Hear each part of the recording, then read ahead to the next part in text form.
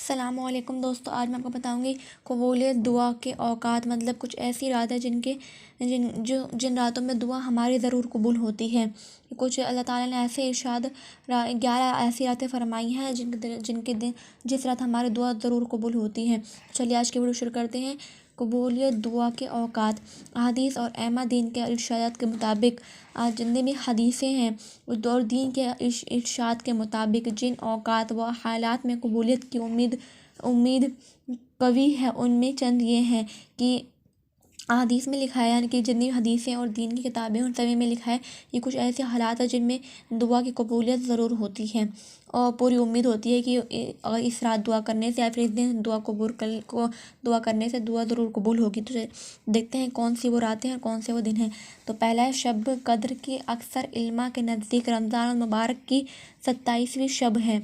شب قدر کی جب آنے والا ہوتا ہے شب قدر کی رات، تو ایک رمضان المبارک میں ایک رات آتی ہے 27ویں رات، وہ ہوتی ہے ہماری 27ویں رات، یعنی کہ رمضان المبارک میں رمضان کا 27واں روزہ، رمضان کے 27ویں روزے کی رات کے دن اگر ہم دعا یعنی کہ رمضان کے 27ویں روزے کی رات ہمارے دعا ضرور قبول ہوتے اگر ہم اس دن اچھے سے دعا مانگیں گے تو۔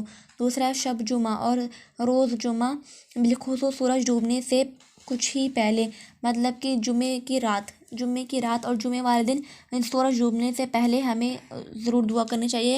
اور ہماری دعا پوری نہیں ہوتی تو پوری امید ہوتی ہے کہ اگر آپ جمعے کی رات یعنی کہ جمعے کی رات دعا قبول کریں گے یا پھر جمعے کے دن سورج ڈوبنے سے پہلے دعا کریں گے تو دعا ضرور قبول ہوگی۔ تیسرا ہے روز عرفہ، یعنی ذی الحجہ کی 9ویں تاریخ۔ تو عرفہ جو ہے ایک میدان ہے، روز عرفہ یعنی کہ ایک میدان ہے جہاں پر قیامت کے دن سبھی لوگوں کو کھڑا کرا جاتا ہے حشر کے لیے۔ تو عرفہ اس کے لیے ہم روز عرفہ رکھتے ہیں، یعنی کہ ذی الحجہ یعنی کہ بقرعید سے پہلے کا مہینہ جو ہوتا ہے، یعنی کہ حج کا مہینہ کی 9ویں تاریخ کو ہمیں روزہ رکھنا چاہیے اور دعا کرنی چاہیے، تو اس دن پوری امید ہوتی ہے کہ دعا ضرور قبول ہوگی۔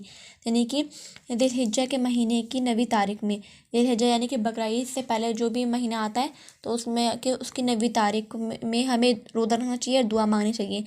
چوتھا ہے ٹھیک آدھی رات، یعنی کسی بھی آپ آج رات لے لو کل رات لے لو، کسی بھی آدھی رات کی اس وقت تجلی خاص ہوتی ہے۔ کوئی بھی رات اگر آپ آدھی رات میں اگر آپ دعا مانگتے ہیں تو دعا بھی ضرور قبول ہوگی۔ کوئی بھی نارمل سے رات لے لو، آج لے لو چاہے کل لے لو، اور اس کی آدھی رات کو لے لو تو آپ کی دعا ضرور قبول ہوگی اور اچھے سے آپ نے دعا کری تو۔ پانچواں ہے پنجگانہ فرضیوں، بلکہ ہر نماز کے بعد، مطلب جتنی بار سے آپ 5 نماز پڑھتے تو 5 نماز کے بعد آپ کو دعا قبول کرنی چاہیے، مطلب دعا پڑھنی چاہیے تو آپ کی دعا ضرور قبول ہوگی۔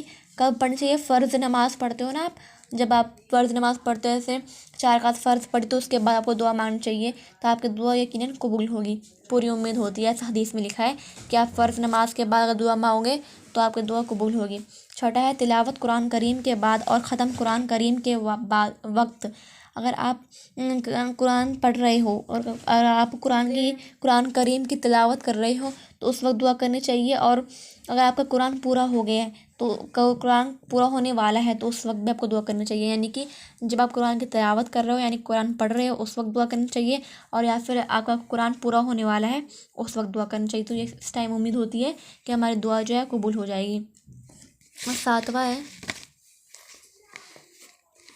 روزہ افطار کرتے وقت، یعنی کہ جب ہم روزہ رکھتے ہیں تو افطاری جو ہم کھاتے ہیں اس وقت ہمیں دعا کرنی چاہیے، تو ہمارا اس ٹائم میں دعا قبول ہوتی ہے۔ اس ٹائم میں ہمیں درود شریف اور اللہ کو کئی سارے نبی کو کئی سارے درود بھیجنے چاہیے تو ہمارا اس ٹائم میں دعا قبول ہوتی ہے، یعنی کہ جب ہم روزہ افطاری کرتے ہیں اس وقت ہمیں دعا کرنی چاہیے، پوری امید ہے، حدیث میں لکھا ہے کہ اس ٹائم پوری امید ہوتی ہے ہماری دعا قبول ہونے کی۔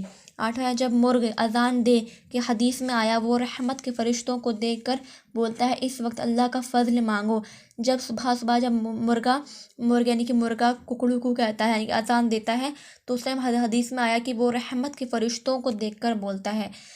صبح میں آپ نے کئی بار دیکھا ہوگا تو جو مرغا ہوتا ہے وہ ککڑو کو کہتا ہے اذان کو سن کر، تو وہ اس لیے کہتا ہے کہ اس نے وہ رحمت کے فرشتوں کو دیکھتا ہے، اس لیے وہ ککڑو کو اذان دیتا ہے۔ تو اس ٹائم جب مرغا ککڑو کو کہے آپ کو اسی ٹائم دعا مانگنی چاہیے، اس ٹائم دعا ضرور قبول ہوتی ہے، اس وقت اللہ کا فضل مانگو۔